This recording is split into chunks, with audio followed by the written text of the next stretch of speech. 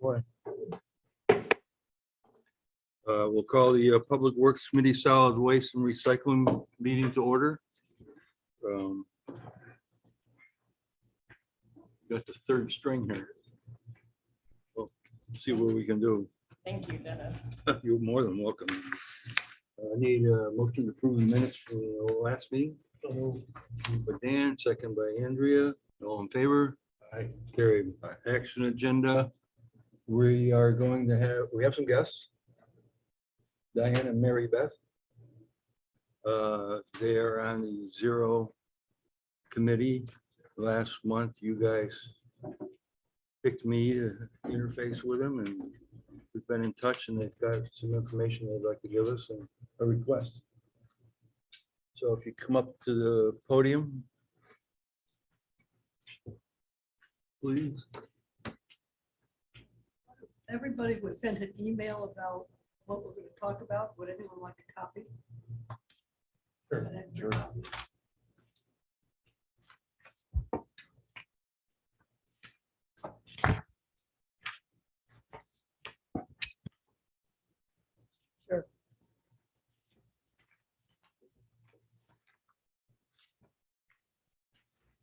Oh, hi.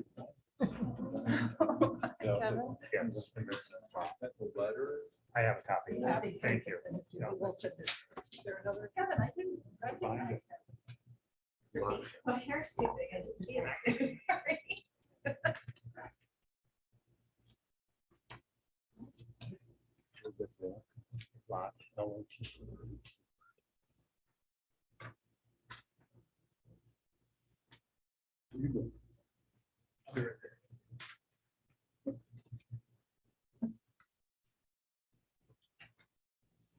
Hi, it's good to be with you again.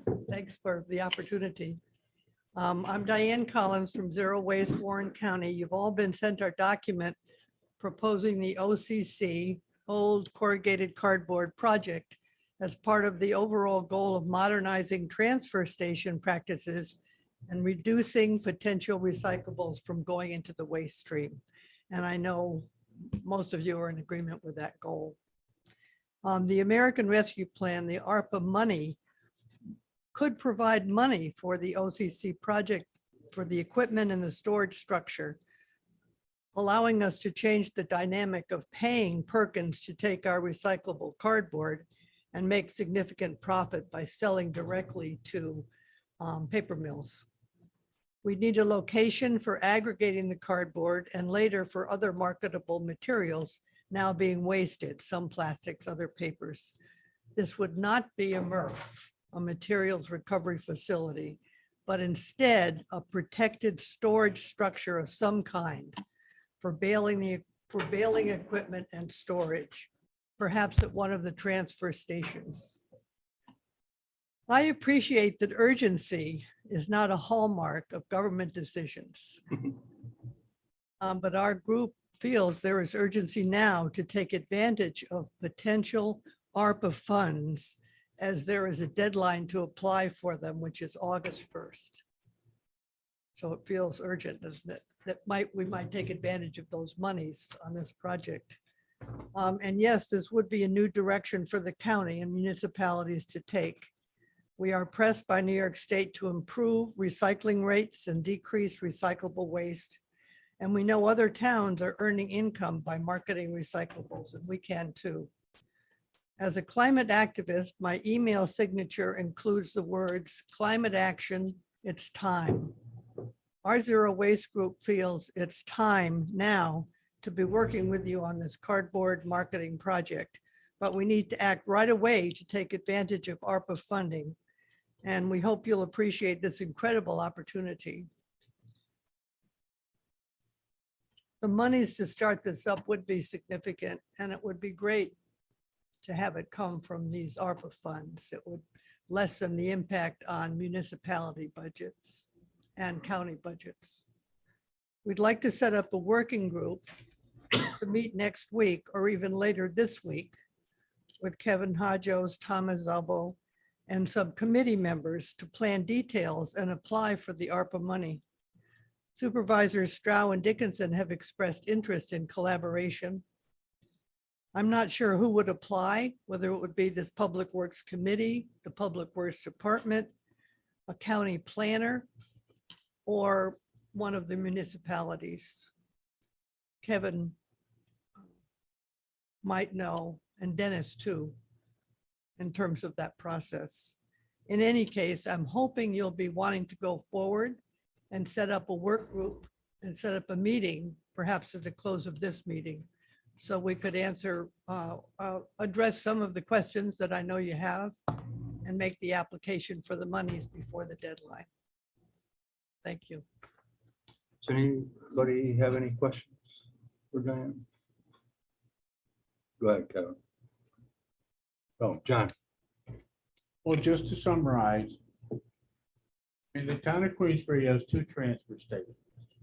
And we do collect these cardboard, corrugated cardboard in collection bins. And we have a pickup service that picks it up and delivers it to, I believe, Perkins. And so we do recycle cardboard.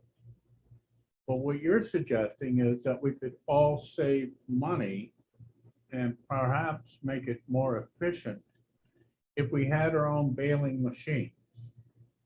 Because we pay for it right now and we could save a lot of money by baling it and then perhaps delivering directly to some of the paper making companies who are recycling and reusing. Well, I know, City, I believe, was one of them. I know that Essity would come and get it. Oh, City might come and get it. So that would eliminate, the trucking cost would be getting it all into the aggregating facility or location. But Essity would pick it up after it was baled. And I think the other mills would also, that would be part of their involvement. So I think this plan merits investigation. It could be a good thing for all of us in that it saves money and then recycles a product that needs to be recycled to paper making industries, in which, you know, we're certainly familiar with paper making industries. And if we could work together on that matter, that's all good stuff. The logistics, I think, still need a little bit of work. Getting money to do this and asking ARPA for that in short term. I don't know. I'd be willing to be on Diane's committee to try and work on the logistics. Okay.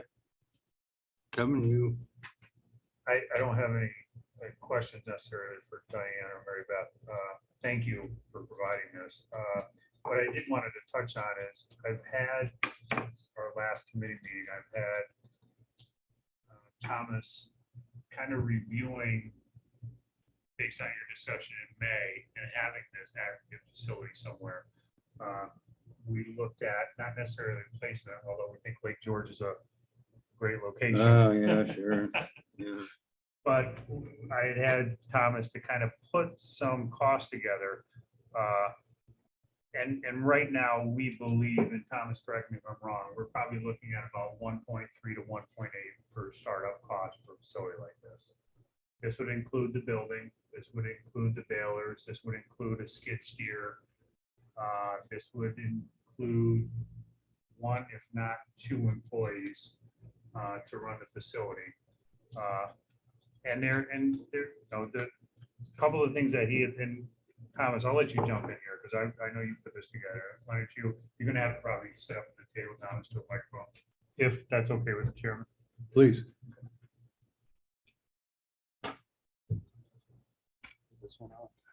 Yeah. I just want to add that this is kind of draft what Thomas has done, and he hasn't completed it yet, so it hasn't necessarily handed it out to the committee. But I just want to know, based on Diane's presentation from last month and today, I just want him to talk about some of the things that he's come up with. Just one more point before we sit down to hear. In terms of the ARPA monies, this would be the beginning. This would be a beginning project. We'd be funding the equipment that could be used for other things like baling plastics, for example. It would be the beginning of modernizing the transfer station systems throughout the different municipalities. So I think that speaks to our intention to be environmentally responsible and save money for the towns at the same time. Thank you. Thank you, Diane. Yeah. So I think there's a few different ways the county and the towns can kind of tackle this idea. North Elba has a really good model or a system already in place where they have 5 balers and they separate their newspaper, office paper, plastics, and cardboard. There, it's all vertical balers that run about $20,000 each.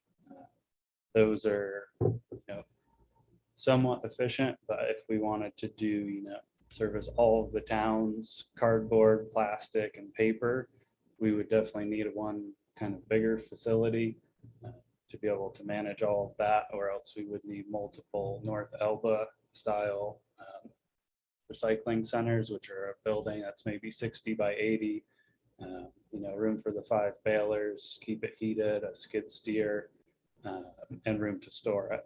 So, depending on logistics and, kind of where things fit best, there's a couple of options. But I think starting with cardboard's a good idea. It's over half of all of the town's waste stream, and it's certainly more than half of the revenue that would be generated from the sales of the cardboard.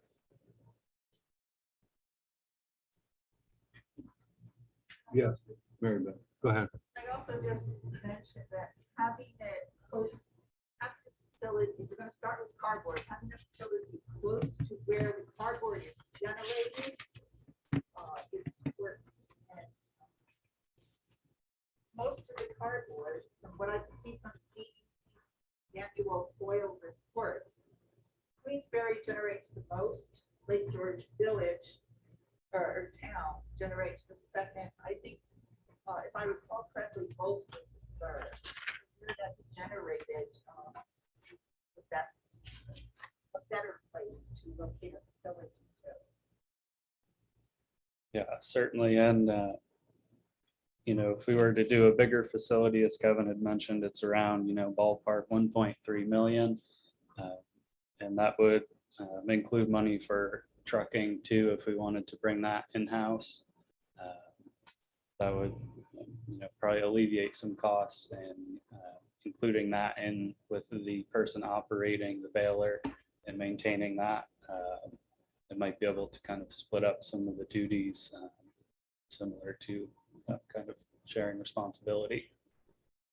Thank you, Mr. Chairman. What's the market look like for cardboard, plastics, et cetera?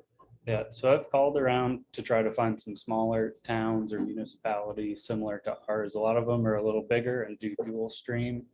And it seems like cardboard on average over the year is going to stay around $125 a ton. Essex County, not North Elba, they do it separately for the town. They collect only plastics number 1 and 2. And those, I think, they'll together get a significantly higher value than, if we were to do 1 through 7. But North Elba does 1 through 7 because they can, get more of their waste kind of bailed out, and, they get like $30 a ton for that. So it has been relatively steady. It certainly goes up and down. And I think one of those factors, when I was speaking with a broker, they mentioned, make sure your costs for recycling aren't going to be based on your sales revenue.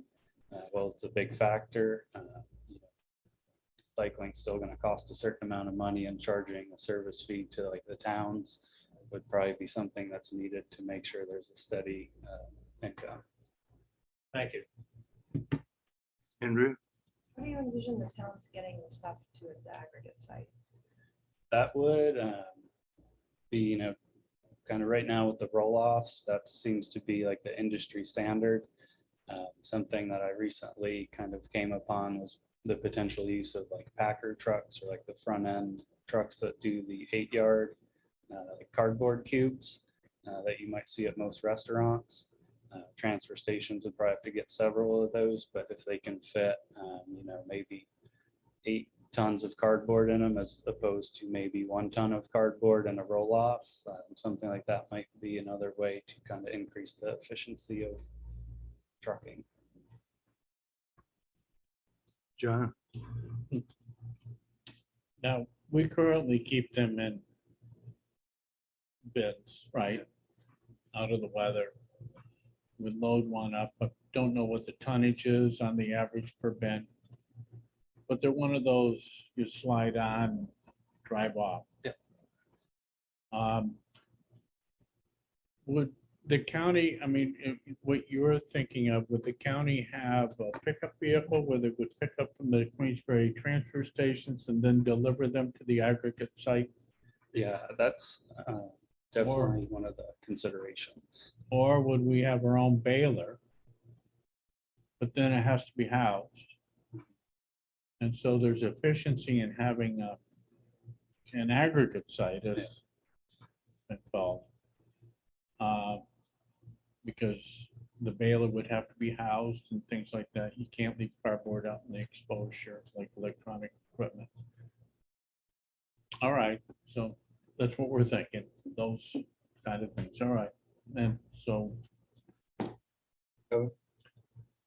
So to that, and Supervisor Straw, I think, it'd be nice if all the transfer stations had their own baler, but I think you're gonna have to find a place to house it.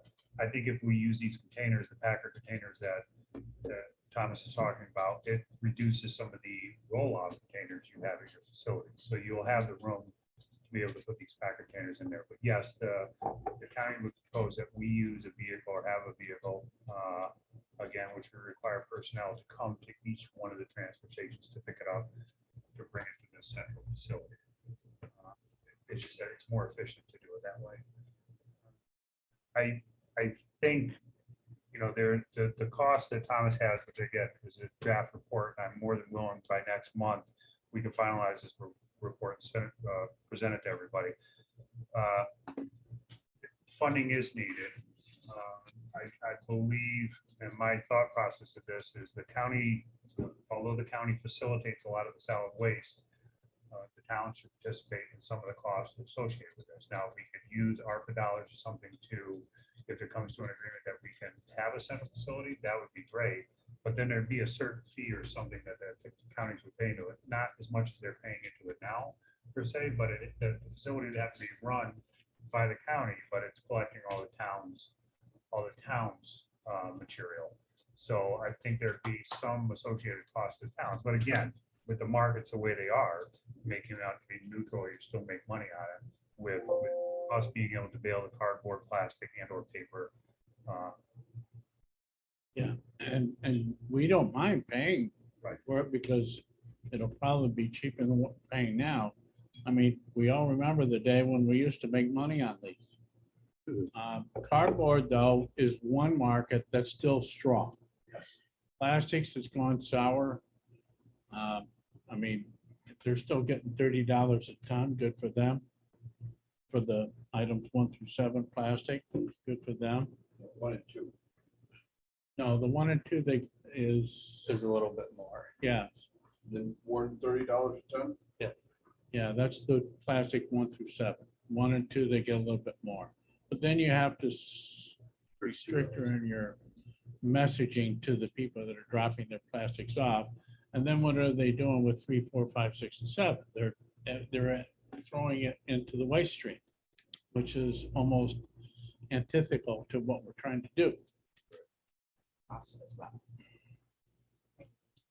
So in any event, the fees would be a way of maybe saving money, and we could do a cost benefit analysis of that. But again, you have to add the factor of you're doing a good thing for the environment.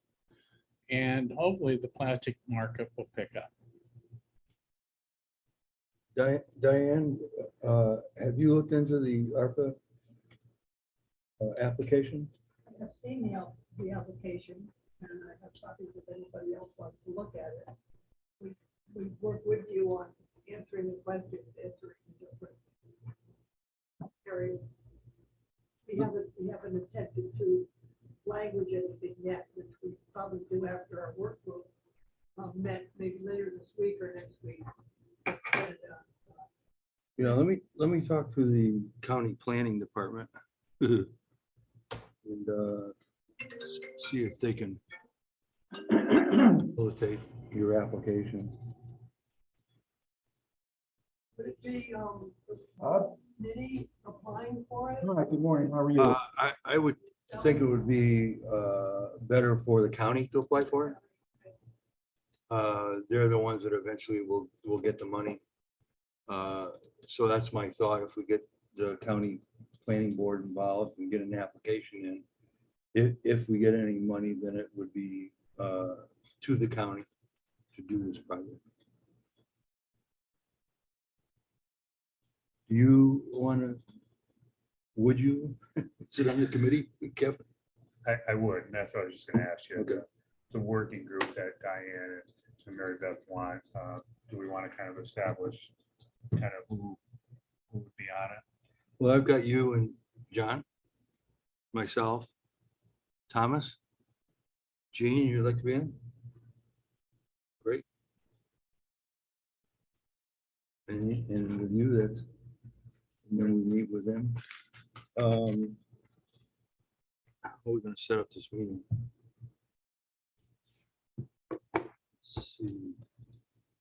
When we send out a kind of a meeting notice maybe this afternoon for either later this week or beginning of next week, that I'll put a couple dates out and see what we all have available. Tomorrow's good. Yeah. I'm good all morning. Frank? Yeah, I'm all for looking into this. I do think we can hopefully save some money, make it a little more efficient, but I would like to remind everybody that the county had a MRF back in the 90s, in the early 2000s, and it was the building that we sold to Mr. Perkins, and we had a baler and we had all this stuff, and we got out of it. I voted no. So here we are, you know, all things old or new again, I guess. I'm fine for looking into it, but you're gonna have to show me that it's actually gonna do what we hope it knows. Good heads up, right? Anybody else? So Mary Beth and Diane, Kevin will send out a meeting request this afternoon. As soon as we can get the 4 or 5 county people together, we'll give you a date or two that we can do it. Would it be here or? Yeah, I think we would probably try to have it here. That's great. Thank you all so much. Oh, you're welcome. Thank you for coming. Appreciate it. Okay, motion to adjourn. I got it. No.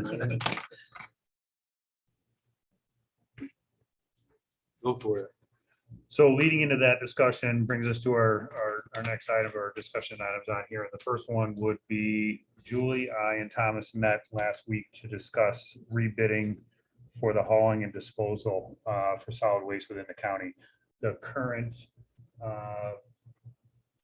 one of the current bidders that we have only put in for, and Julie, you can help me out with this, fuel price A. So most likely, based on the way fuel costs have gone, they will not renew for that fuel cost at the end of this year, because we are well above A, which I think was $2 to $2.50.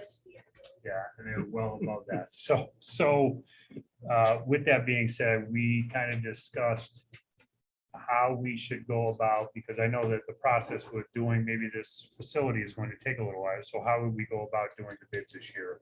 Should we do them separated as always, which is a lot of work for Julie and her staff? Should we combine the bids together? Should we do it as, I know Diane and Mary Beth don't want to necessarily hear this, but as single stream? We're looking at those different options, but the bottom line is we have to go back out to bid regardless. And we want to do it sooner than later so that all the towns have a budget number going into their budget season, so they know what they need to commit in their budgets for solid waste hauling and disposal this year. So, we've looked at it different ways. If we do this as combining the bids together as opposed to separate trucking and separate disposal, we may eliminate one or two companies, but we also may add on a couple other companies. I don't necessarily want to get into naming the companies that we may lose or may gain, but there's a possibility of that. There's also a possibility of gaining a few more doing, and correct me, Thomas, doing single stream. Where there's few companies that they'll separate it at their facilities. We would, you know, you'd have one facility basically for all your recyclables, as opposed to having 10 different, you know, containers there, or 5 different containers. Put it all in one, and they would separate that at their facilities, and we would probably get better costs associated with that. Thomas, you can probably discuss a little bit of the cons with that, but the bottom line is, you know, I'm looking out for the cost for the towns, and I know with the fuel costs that have risen, and you all know that I came last month asking to increase my fuel budget, prices have gone up, and while they've come down a little bit, I can't predict from now until the end of the year what's going to happen. I wish I could. I wish I had a crystal ball and I could do that, but I can't. You know, I think I projected last month that my fiscal manager had provided us with about 158,000 deficit. So that's why I asked for the 200,000. She just finished through end of May, which is looking better. We're down to a deficit now of only 150,000. So, but that's, I think, with the fuel costs that have changed a little bit, not significant, but it changed a little bit, but it's still a deficit regardless. So with that being said, you know, we're going to go out to bid, and I guess I want to get feedback or maybe questions asked of, you know, do you want us to proceed the way we've always done, or do you want us to possibly go to this single stream and or combining? And I think Julie wants to. Julie. Well, just for consideration, we can only do a 1-year bid.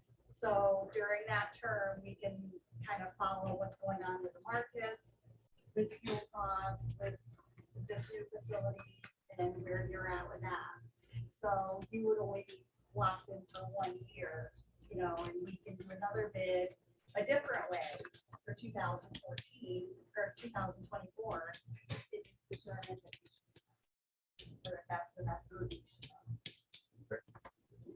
So what's your pleasure? To me, I mean, I'll kind of leave this to Thomas to kind of, but we do it as a single bid, and do we do it as a single stream? I think, you know, definitely we're kind of a little bit north of the recycling infrastructure that can, you know, process the single stream. So, you know, if we maybe look at renting compactors or something for a year, that might be a more affordable option than, you know, buying a compactor to be able to transport the recyclables that distance to save the money. But then there's another aspect of you know, educating residents to, you know, switch to the system, which isn't hard, but getting them to switch back to separating it is another hurdle. It just depends on, you know, financial factors versus that education hurdle to save that money. So I guess I want to say, with that being said, I mean, I think from Julie's end and even from our end, maybe we just combine the bid so that the hauling and disposal is together. And again, there may be one, maybe two companies that might be eliminated from this because they don't haul, that they only take the disposal, but everybody else, and we would probably gain a few more companies if we did them combined together. So that would be my proposal. Okay. Go forward with that, but again, I'm putting it out there to the towns because it's the impact to anybody is to them and not necessarily to us. Anybody want to move on that? Kevin? What's it actually going to do to us the way we are right now? What's it going to do to our facility? Probably not much different. You're still going to have one company who does it all for you. You're not going to pay one company to haul, one company to dispose to. It would be one company. But we're still going to separate. Still going to tires, separate. the cans, the Yes. cardboard, Yes. the glass, or whatever. So as far as I'm not gonna have to hire more people to work for me up there. No.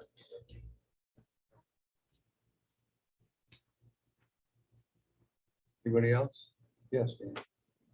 I was gonna ask the same question as Kevin. I mean, so we're still gonna separate things. We're not gonna. They're gonna separate. I mean, it's just gonna be one bidder that comes in and bids for hauling everything away and disposing of it. Nothing else changes. So again, I don't want to necessarily call it any specific names, any companies. There's a few that just won't participate in the bid because they don't have the hauling capability. What about electronics? That's another bid, which I don't think is that up at the end of this year? We take We may have one more extension on that, I would know. But yeah, that's a separate bit. That would be part of this? No, that's a separate bid. I mean, what we have right now is working pretty well for us. I feel, but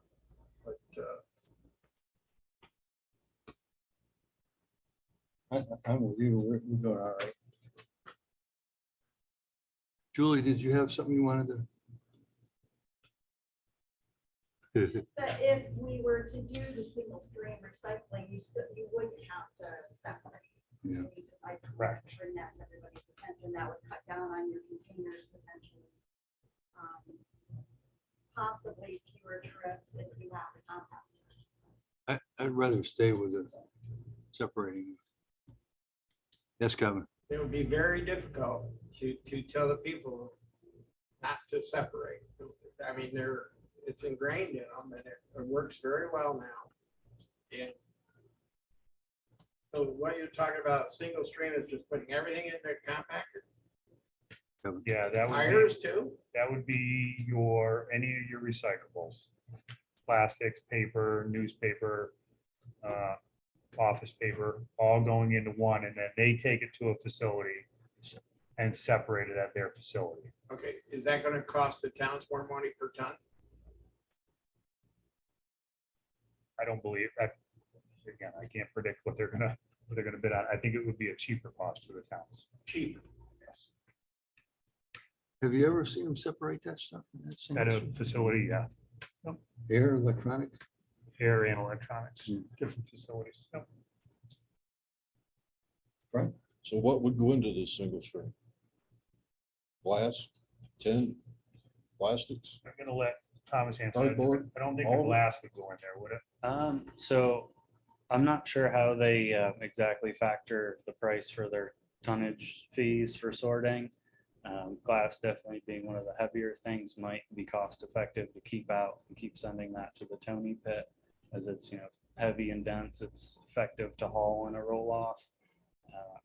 So I think our best kind of areas in saving money on transportations would be like plastic, where you got to haul a whole empty jug full of air. We make money on metal. We break even on electronics. We used to make money on cardboard, but it's been dwindling the amount that we made. We lose money on plastics. And glasses, we've delivered to Warrensburg and it goes in a big pit. Doesn't get recycled, period. But we have the people in their habits and they all take the dark glass and the light glass and we all dump it together. It's kind of ironic. So I don't know if one stream cycling is a good solution. And as Chairman Garrity said, the system that we have right now is working. And that's kind of what I wanted to get out of committee is, if you feel that the current system that we have in place is fine, I just think with the new bids that'll come in, you'll see a significant cost in your hauling. That's what you're gonna see with the fuel prices and where they've gone. Your hauling costs are gonna go through the roof.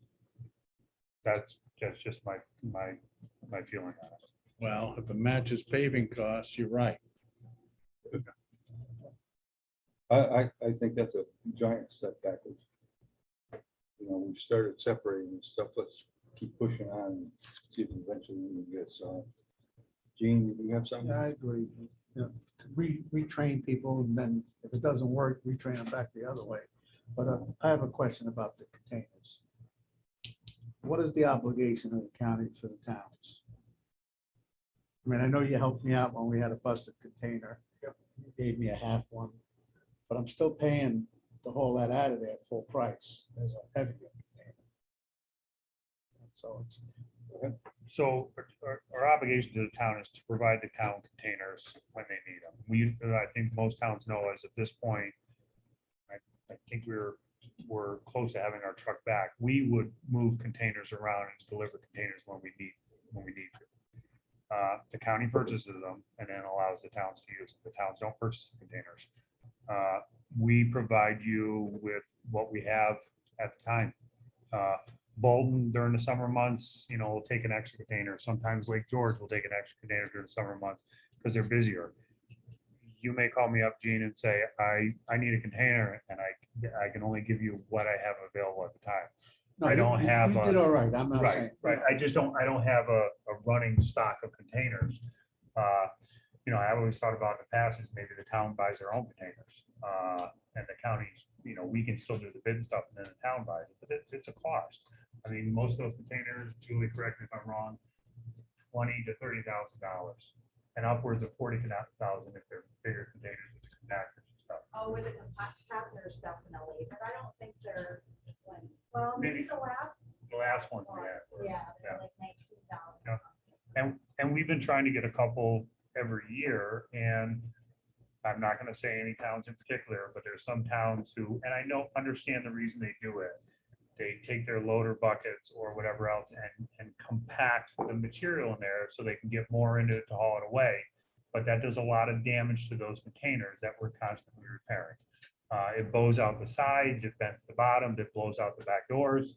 It's a lot of work. But anytime that I have extra spares and somebody calls in for them, I will get them as soon as I can to the towns when they need them. And lately we've had, if a town needs one, towns may come and pick them up themselves, or we'll have Casella or somebody who's ever doing it drop one off for us. Towns when they request them. Chairman Gary. Have you ever thought about purchasing used containers from the port? You could pick up a 40-foot container from the port and modify it if you wanted to modify it for probably less than $4,000. How do you like that, Brad? I love that idea. And we purchased those storage containers from the port. They deliver them, and it's actually less than that. I don't know what it would be now to deliver them, but they're good containers. And you can buy 40, 45s or 20s. We mostly buy, I think they're 53s now because they add on to it. But I don't know if this will work.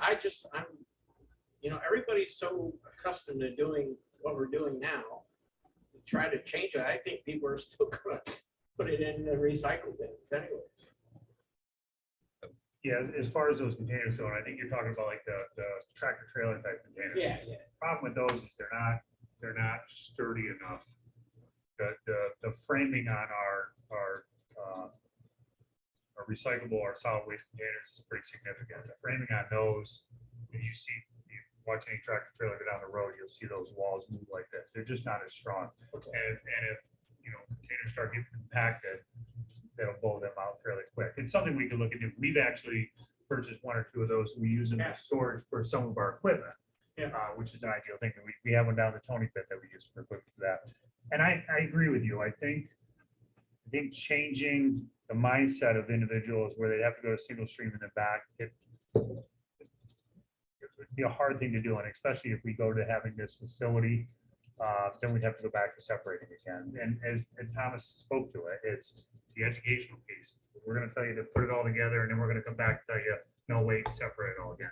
So I agree. It's just, to me, again, I'm only saying it that when we get these bids out, I just think you're going to see a significant cost associated with the fuel for hauling. That's the bottom line. To me, one problem with the towns buying containers is you lose control of them.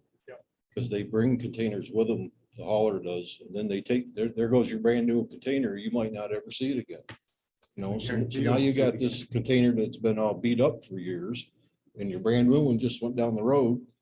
And God only knows if it's ever gonna come back. You know, I guess unless the county pursues hauling items, which might help us, might not. I don't see how that would work very well. Otherwise, I'd be willing to purchase a couple. Okay. Yeah, and to Supervisor Thomas's point, I can't find some containers. I can tell you that right now. Yeah, the county- In our county does- inventory every year, because, I mean, when we used to do a full depth inventory on them, and we still try, we would find containers in Vermont, we would find containers in Ticonderoga that would never make it back to our facilities. Repainted in a different color with the Warren County welded number into it, but painted in a different color for somebody else to use. So, I mean, it's a very difficult task for us to track all those down as well. Actually, Thomas and I were talking about tracking devices on those containers. Thomas, what was the cost per container? I think it's $10 per month per tracker. To see if we could, but that's a lot of containers. I mean, we have over 70 containers probably, so it's a lot of containers to track, but we have a tendency to not find some every year as well. It's so you lose one container, you're talking 20 grand? I'm losing more than one. Hopefully they're, So you're talking about spending 70 a month? Keep track of them? Times 10? 7,000. That's half a container. Just saying. might be better for trackers. Okay, where are we? Oh, I need a motion on Mr. Hay Joseph's proposal for going out for bid. Just, we're gonna go out for the bid. Okay, We're gonna go out for the bid. and we'll tell you what he said. Okay. The next item we have on there is just a reminder to everyone that Saturday, August 13th at the Queensbury Highway Garage, we're having our household hazardous waste collection. There's a flyer in your packet, the things that they could be dropped off there. This is the year that we did the single one, and then Thomas and I were talking about this morning going into budget for next year. Next year, we'll do the double. So there will be one in Queensbury, and then the other one will be in Warrensburg. Great. Yes, great. The antifreeze, does that have to be bottled up? Yes, it does. Yeah, and if it's in a container that's not labeled, typically they don't want to take it unless they know what it is. So I can't bring in 55-gallon drum of it. You can put a 55-gallon drum on your truck and bring it there. By all means, you can bring it. You can bring it in as long as it's labeled that it's antifreeze. Julie? Just so I'm clear with putting out the bids for solid waste, was the intent to combine the bids, but to keep the recycling separate? I just want to make sure. I'm clear. Yes, exactly. Write that down. Anything else? Don, we have anybody online? Hi, Chairman Dickinson. No, there's nothing on YouTube. Good job. Okay. According to my agenda, we're doing Public Works, Parks and Rec, and Railroad.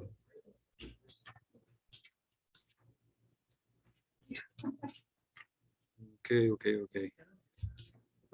So the first item we have on there is to amend the county budget for donations. This is for the Up Yonder Farm.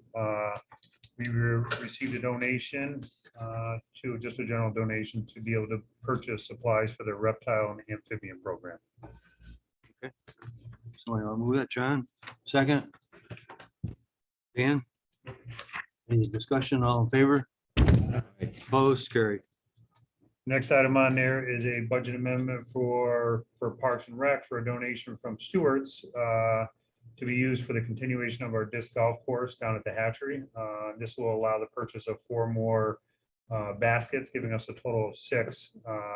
And we'll need 3 more to complete our 9-hole course. Excellent. And it's being used quite a bit. I'll bet. Moved by Dan, second by John. Any discussion? All in favor? Opposed? Carried.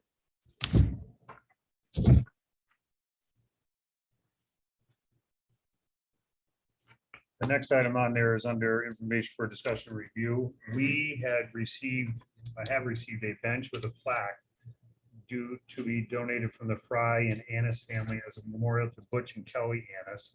Similar siblings that have both passed away. It will be placed in the riparian garden at at Parks and Rec.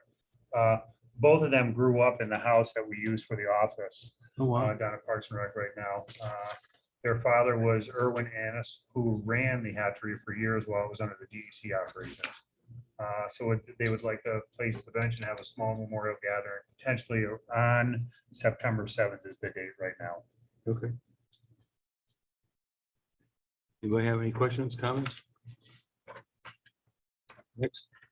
The last item I have on there is I want to report that as of yesterday, our new Up Yonda educational administrator has started. Her name is Kristen Wild. If most of you have been associated with the LGA or discussed with the LGA, she is the director of education, or was the director of education and director of the school and family programs for the LGA. She's been the watershed educator there, and at one time she was the assistant naturalist up Yonda Farm. So she's come full circle and come back to Up Yonda. I would have had her here today, but she's got a lot on her plate, and they were having the luncheon up at the Sagamore today for the Friends of Up Yonda. So she's a little busy, but I will promise I will bring her to next month's meeting. Excellent. Introduce her to everyone. John? And you'll see me leave in about 10 minutes because that's where I'm going. Okay. Quitter? Referral pending items? And the last item we have in there, referral pending item, is the town of Johnsburg, the 2 parcels. Supervisor Hogan had reached out to me. She was trying to get a hold of Dara, who had done the mapping to do the subdivision breakup of those 2 parcels at their planning board. So I've reached out to Kristen Dara, and I'm just waiting for a response back from her. No. Anybody got anything else? Privilege of the floor. Chairman, I have something, if you don't mind. Did I hear somebody? Claudia?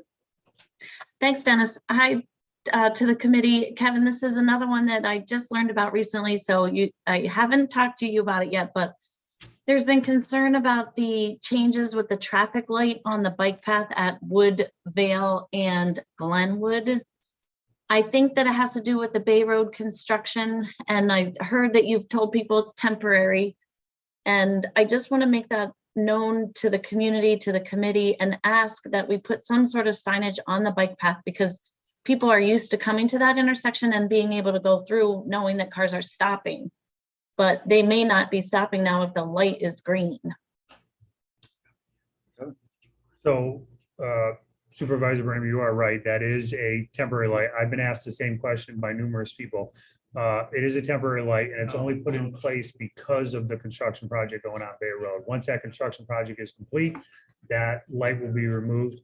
And I'm not sure when the last request you had as far as signage, but I already put some advanced signage on the bike path coming specifically down from the bridge, but I had to put it on both sides, the contractor, to warn people of the signal there.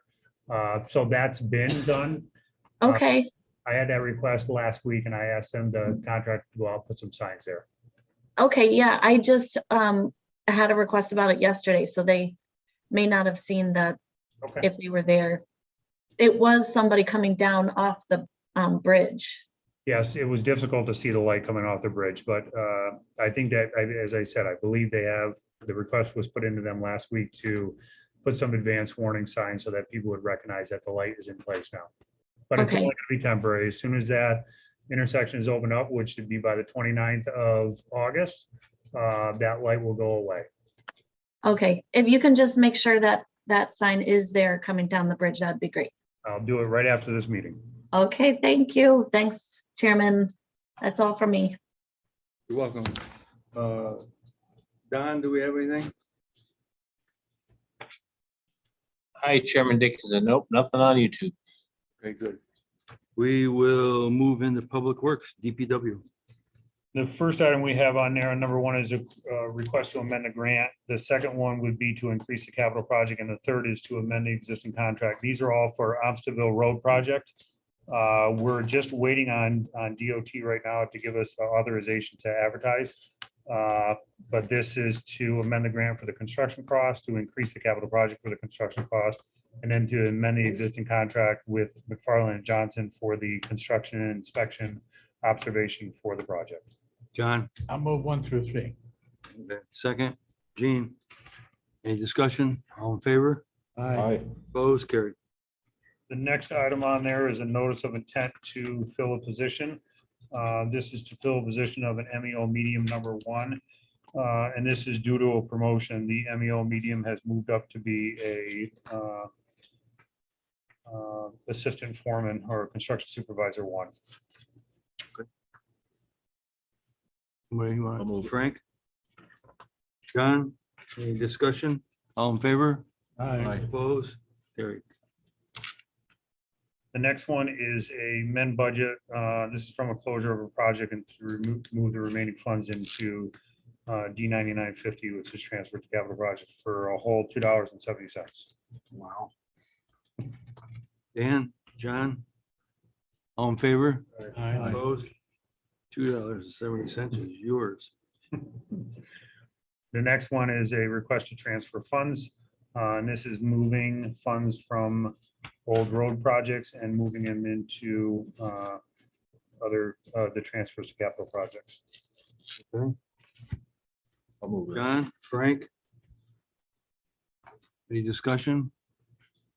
All in favor? Aye. Opposed, carried. Next item on there is a miscellaneous, and this is funding associated with the culvert repairs. One would be County Route 2, and the other one would be County Route 7.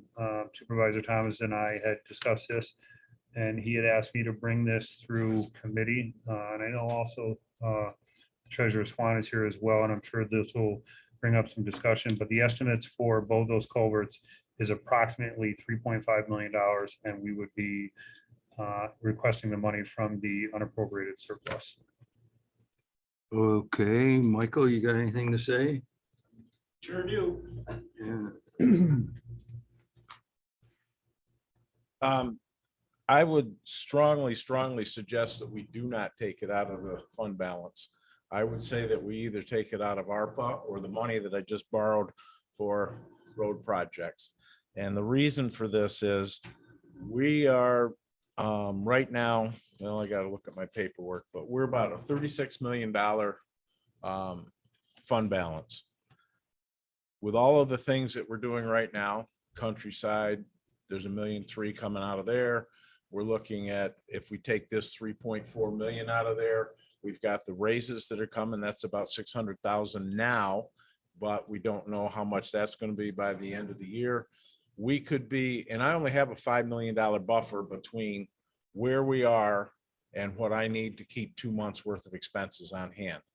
And if we keep taking this money out of there, I'm going to be well below that. I would strongly suggest that we look for it someplace else rather than there. And I know, Kevin, you're probably cringe and you want to hit me afterwards, but take some money from some of the other projects maybe that aren't actually on the front burner right now and move into that and then refund them later. I'm concerned about the sales tax coming down where it's starting to slide. If it goes flat in the next year, we could have a little bit of a problem. And the other thing is, I went back and looked at all of the department's budgets, and in their supply codes and fuel codes, they're running over budget right now. So at the end of the year, and I'm almost positive Kevin's going to be coming back looking for more money for fuel. I know that the sheriff's office is, public health is going to be looking for more money for fuel. And the supply costs are way out of control. So everybody's going to be looking for more money at the end of the year to fill out their budget because they're going to be over budget because they've had to spend more money. And the last thing I want to say is, if we go flat with the sales tax next year, inflation's at 10%. We have a 2% cap on what we can raise in property taxes. Where do we get that other 8%? So I know that this committee does not have the final say, that it's at finance, and I will be making the same pitch at finance that I'm making to you here. But I just want everybody to understand where I'm coming from on this and my concerns about it. Well, we appreciate the heads up. Kevin?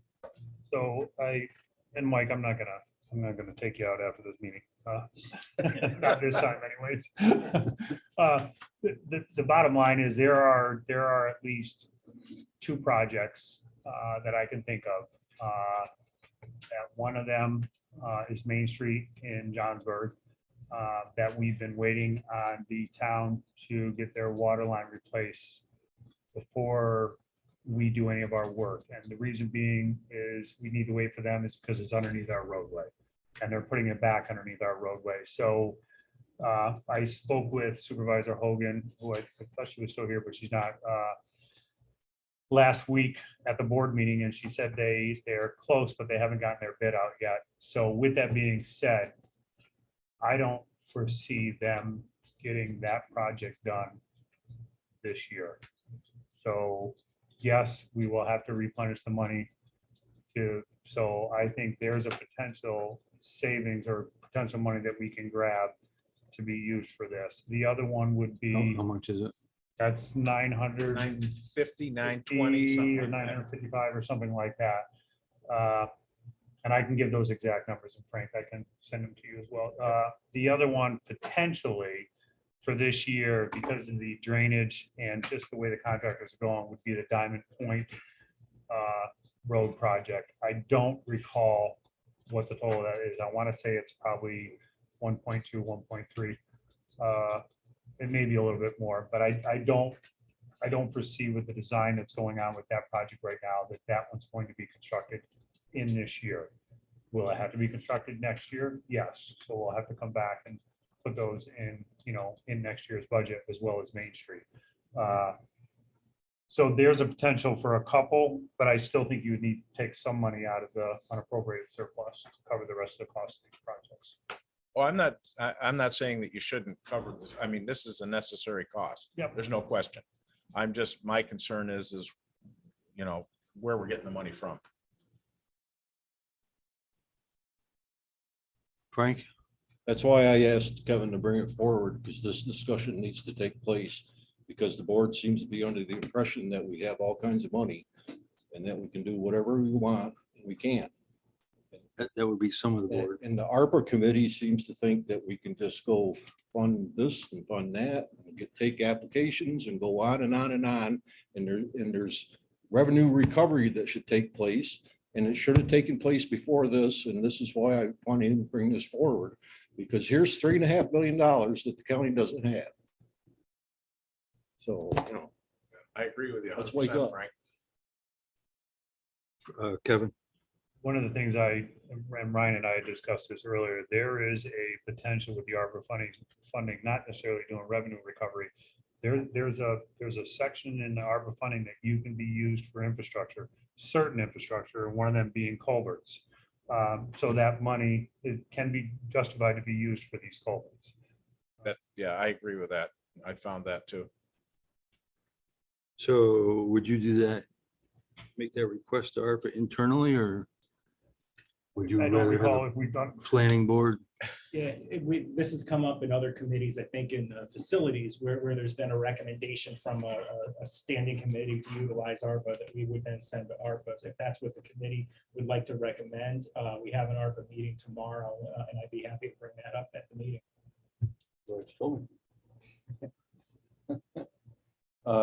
So you're talking about 1.2 million?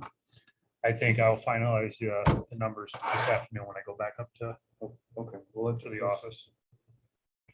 Mike? Thank you, Mr. Chairman. Question for Frank. Frank, what do we need out of ARPA in totality to cover some of these additional expenses? Because I know it's more than just roads. I would think 4 million, at least 4 million, $4 or $5 million. Plus this 1.2, Frank? No, included. With that? Yep. But there's other things that we're not thinking about. So who's responsible for making an application? I don't think we have an application. Any member of the ARPA committee can make the motion. I'd be happy to make the motion if somebody else would second it. I think there's somebody here that would second that. I think there's two somebodies. Okay. So you're gonna do that tomorrow? I will do that tomorrow. Firm up the number, I'll get you the number. including this. I'll email Kevin and we'll line out how much for each project. Okay, great. So where are we? You might hear of that. Oh, yeah, Brad. No, there's been a lot of increases in projects that Kevin has brought together, with, especially at DPW, but costs in general on. So I agree with Supervisor Thomas that, we really need to look at ARPA because, seeing the slip in the sales tax does make it concerning. And with the prices of everything out there, and I actually see, people starting to cut back on certain things they're doing. Because and that is going to affect us in the long run, and especially with like gas.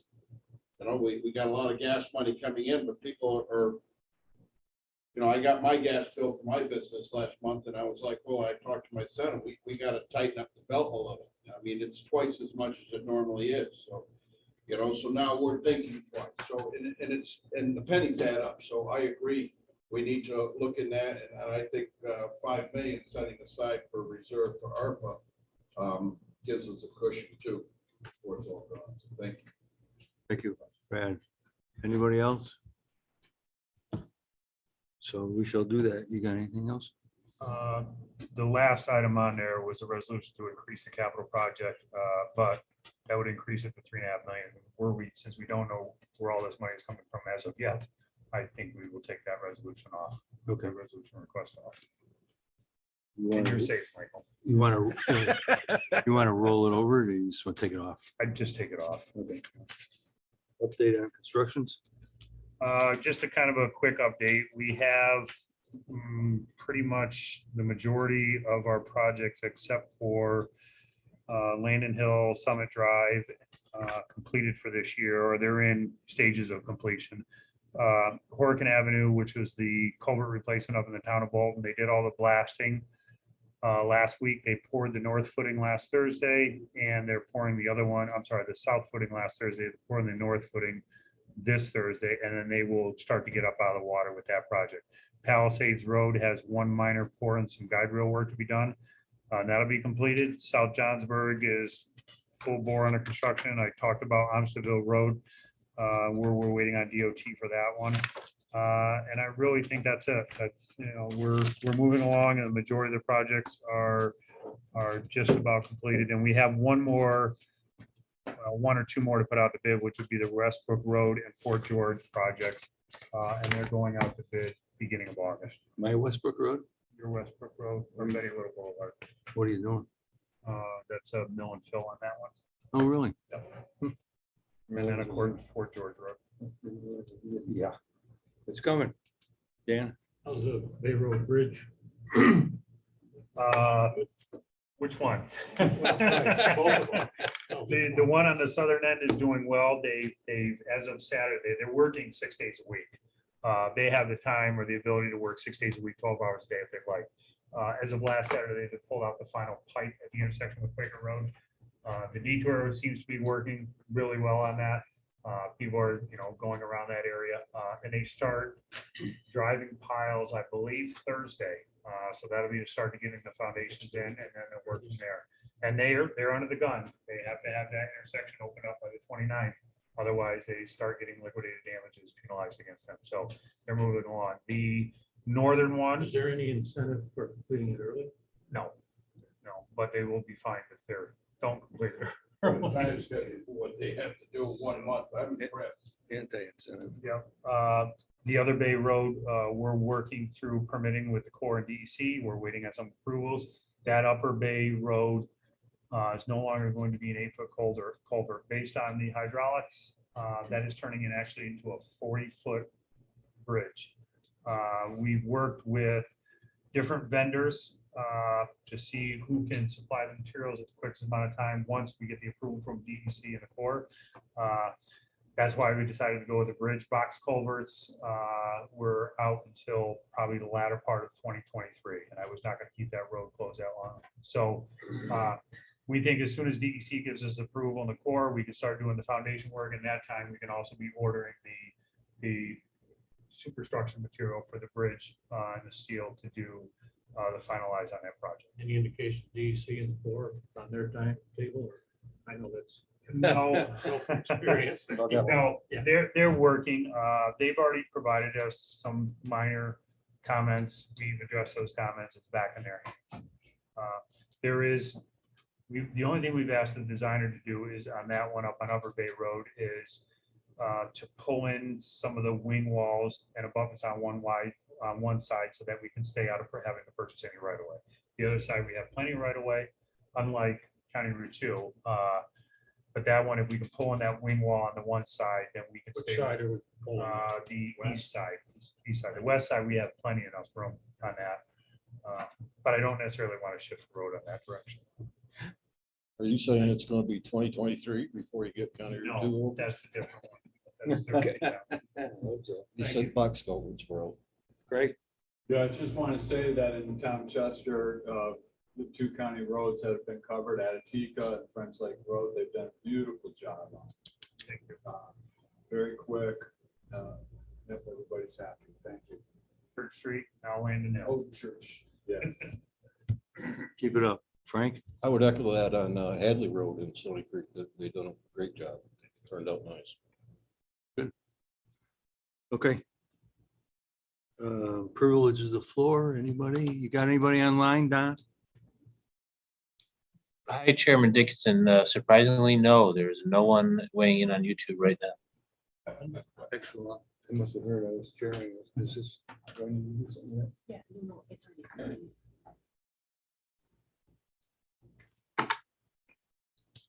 Entertain a motion to adjourn. Dan? Frank? So moved.